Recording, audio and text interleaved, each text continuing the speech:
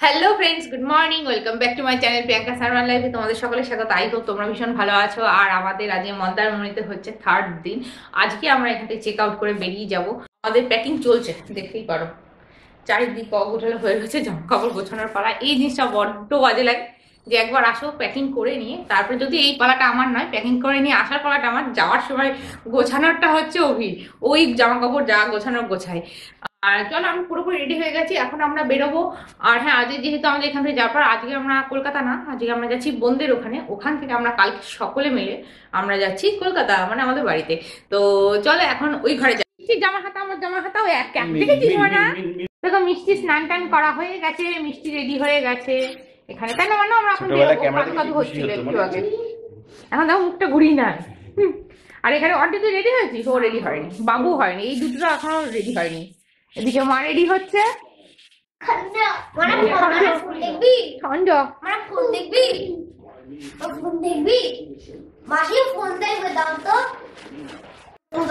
ঘোষণার পর পুরো ভালো করে চেকিং করতে হবে।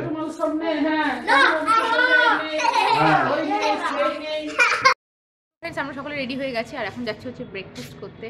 এই রিসর্টটাকে তো খুব মিস করব, খুব ভালো লাগতো আমার এই রিসর্টটা, কারণ ব্যালকনি থেকে সুন্দর সমুদ্রের ভিউ দেখা যেত। তো দুদিন হয়ে গেল আমাদের এখানে থাকা, আজকেই বেরিয়ে যাচ্ছি যেমনটা আমি তোমাদের বললাম। তো চলো এখন ব্রেকফাস্ট করতে যাবো, তারপরে প্যাকিং মোটামুটি কমপ্লিট। আর একটু এসে যা এটা ওটা পড়ে থাকে সেগুলো তুলে নেবো, নিয়ে এখান থেকে সোজা গাড়িতে করে রওনা। চল যা যাক এখন ব্রেকফাস্ট করতে যা যায়, দেখি আজকে ব্রেকফাস্টে কী করা যায়। রান্নাবান্না ভীষণ ভীষণ ভালো, কারণ আমরা কাল রাতেও এখানে ডিনার করেছিলাম, খুব ভালো লেগেছিল। দুপুরবেলা লাঞ্চ করেছিলাম, সকালে ব্রেকফাস্ট, মানে অসাধারণ ছিল। মানে পুরো নর্মাল, মনে হয় না যে ঘরের খাবার তেমন টাইপের বলতে পারো, মানে সিম্পল একেবারে। ওবি হচ্ছে দরজা লাগিয়ে দিয়েছিল, দরজা লক হয়ে গেছে, ভেতর থেকে চাবিটা আনতে ভুলে গেছি, তা আবার গিয়ে বলতে হবে। মিষ্টি বদমাইশি দেখো।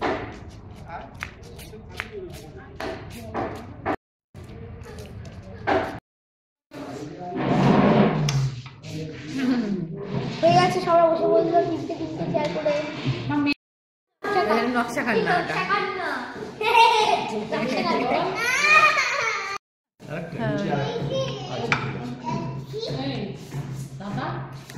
এসছে গরম গরম ফুলকো ফুলকো লুচি আর আলুর তরকারি।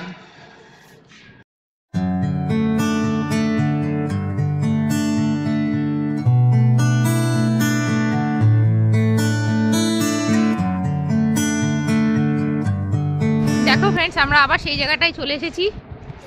এই রিসর্টটার মধ্যে না, এই রিসর্টটার মধ্যে সব থেকে সুন্দর জায়গা হচ্ছে এইটা, তাই না বল? হ্যাঁ, সব থেকে সুন্দর জায়গা। আমাদের তো ভীষণ পছন্দ এই জায়গাটা, মানে এখান থেকে এত সুন্দর ভিউ সমুদ্রের। এই বসার চেয়ারগুলোতে বসেই দেখা যায়, কিন্তু এখন বসা যাবে না, কারণ এখানে এত রোদ এখন, সে বলার কথা নয়। দেখো সমুদ্রটা দেখাচ্ছে কি সুন্দর, আর এই যে মাচা করা করা দেখছো না, মানে বাঁশের বড় বড় উঁচু উঁচু, কারণ হচ্ছে নিচে জল চলে আসে, আর একটু পরেই ওই জলটা পুরো এর ভেতর দিয়ে চলে আসবে। সেই কারণে এটা ওপরে বসা সিটিং অ্যারেঞ্জমেন্ট করা। সবাই ওপরে রেস্তোরাঁ আছে, ওখানে বসে সব খাওয়া দাওয়া হয়। তারপরে খাবার খেতে চাও তুমি, যদি মাছ ফ্রাই, তারপরে চিকেন টিকেন যাবে তোমাদের সামনে ছাড়িয়ে কেটে কুটে রান্না করবে এইখানে।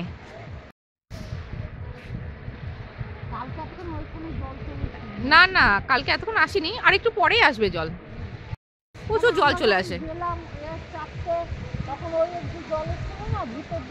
হ্যাঁ হ্যাঁ, এইটা ব্যাপারটা হচ্ছে এখানে সকালের দিকে জল আসে, আবার দুপুরের দিকে জল চলে যায় দূরে, আবার রাত্রির দিকে জল আসবে। রাত্রির জল তো পুরো এই অবধি চলে আসে, এই অবধি।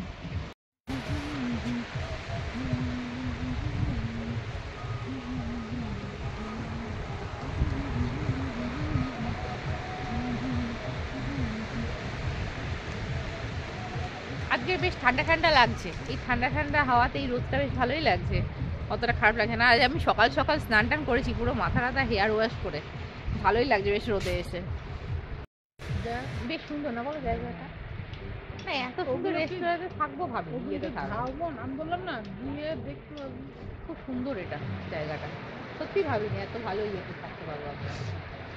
আমরা বেরিয়ে গেছি, দেখো গাড়ির কাছে চলে এসেছি। এখন আমরা এখান থেকে বেরিয়ে যাব হচ্ছে দীঘা। দীঘা হয়ে দীঘাতে খানিকক্ষণ টাইম কাটিয়ে তারপর আমরা যাবো হচ্ছে বোনদের ওখানে, বোনদের বাড়িতে, ওটা হচ্ছে মেদিনীপুর। তো চলো যাওয়া যাক। এখন গাড়ির জার্নি, লম্বা জার্নি হতে চলেছে। দীঘা তো এখান থেকে বেশিক্ষণে নয়, এখান থেকে হয়তো 15 কিলোমিটার হবে দীঘা। তো দীঘা তো খুব তাড়াতাড়ি পৌঁছে যাবো, তারপরে হচ্ছে 3 থেকে 4 ঘন্টা লাগবে আমাদের মেদিনীপুর পৌঁছাতে। তো চলো, অভি গাড়ি বের করছে, ওদিকে হচ্ছে অভিষেক বের করছে, আমরা আবার আজকে সেই আলাদা আলাদা চলে যাবো। যাই হোক, চলো যাওয়া যাক। এখানে দিতে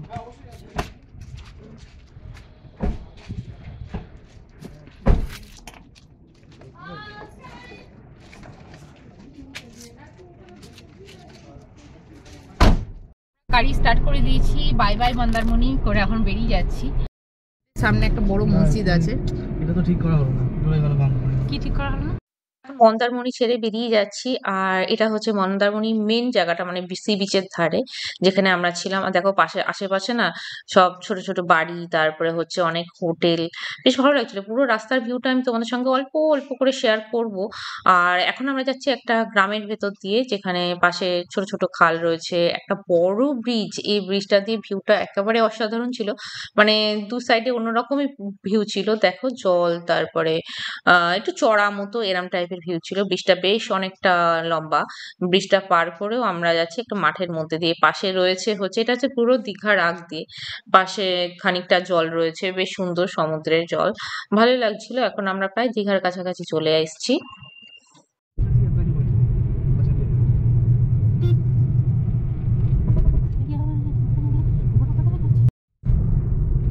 দীঘা এখান থেকে আর 3.2 কিলোমিটার বাকি রয়েছে। তো আমরা আজকেও গুগল দেখে এসেছি। আগের দিন যখন মন্দারমণিতে আসছিলাম, তোমাদেরকে তো বলেছিলাম দুটো গাড়ি ছিল, অভিষেকের গাড়িতে, আর আমরা ছিলাম, আমি আর অভি ছিলাম এই গাড়িতে। সে তো আমরা হারিয়ে গেছিলাম অলরেডি। আমরা গুগল দেখে অন্য কোথাও চলে গেছিলাম, অনেকটা দূরত্ব, আর ওরা অন্য দিক দিয়ে মন্দারমণি ঢুকেছিল। তারপর সেই খুঁজে খুঁজে আবার কাউকে লোককে জিজ্ঞাসা করে তারপরে প্রায় 10-15 মিনিট পর গিয়ে পৌঁছালাম, একসঙ্গে হলাম। আজও মনে হচ্ছে ওরা আমি কেস হতে চলে যায়, কারণ আমি দূর দূর তক দেখতে পাচ্ছি না অভিষেকদেরকে, ওদেরকে কোথাও দেখতে পাচ্ছি না। আর আমরা তো গুগল দেখে যাচ্ছি, আর রয়েছে 8 থেকে 9 মিনিট মতো বাকি। তো দেখা যাক কি হয়। গুগল যেখানে দেখাচ্ছে আমরা সেখানে গিয়ে আগে পৌঁছাবো, তারপরে দেখবো যে কোথায় রয়েছে। তো ফ্রেন্ডস, আমরা দীঘা চলে এসেছি। সামনে একটা পার্ক রয়েছে, বেশ সুন্দর। যদিও আমরা অভিষেকদের এখনো খুঁজে পাইনি, তো ওদের লোকেশন পাঠানো হলো, দেখা যাক ওরা আসুক।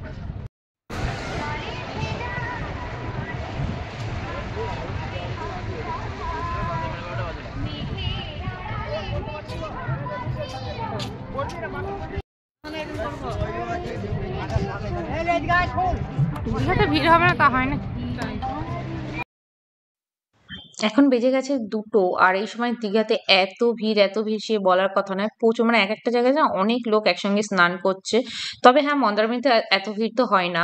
আর দীঘাতে ভিড় দেখে আমাদের মাথা ঘুরে গেছে, মানে প্রচন্ড গরম, রোদ আর ভিড়। তো আমরা খানিকক্ষণ জাস্ট ঘুরবো, খাওয়া দাওয়া করবো, তারপরে এখান থেকে বেরিয়ে যাব। এখন আমরা খেতে এসেছি ডাব। এই শালা দারুণ মিষ্টি। ভালো মিষ্টি না?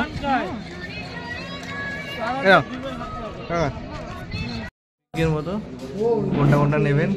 অর্ডার দেওয়া হয়ে গেছে। তারপরে দেখাচ্ছি। আর একবার চেক করছেন যে কিছু চেঞ্জেস আসবে কিনা মেনুতে। আসবে না, বলে দিন।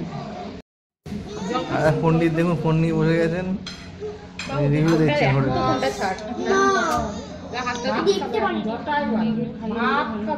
খাবারে আছে চাল কুমড়োর তরকারি, মুসুরির ডাল, আর হচ্ছে মাছের কালিয়া, মানে কাতলা মাছের কালিয়া, আর ডালের সঙ্গে আলু ভাজা নিয়েছিলাম। বেশ ভালোই ছিল খাবারটা, সিম্পল বল ভালোই লেগেছিল।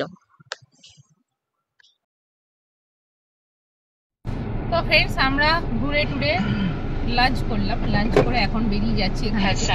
তো ভাবলাম একটু বিচের ধারে, গুগল বকবক করছে, তো ভাবলাম একটু বিচের ধারে গিয়ে বসবো, কিন্তু এখানে এত রোদ আর এত লোক, সেই জন্য আর দরকার নেই। ওদিকে যাই, দেখি। তো চলো এখন যা যাক। এখান থেকে জার্নিটা অনেকটা, প্রায় 3 ঘন্টা মতো তো লাগবেই। তো চলো যা যাক, আস্তে আস্তে বেরোনো যাক।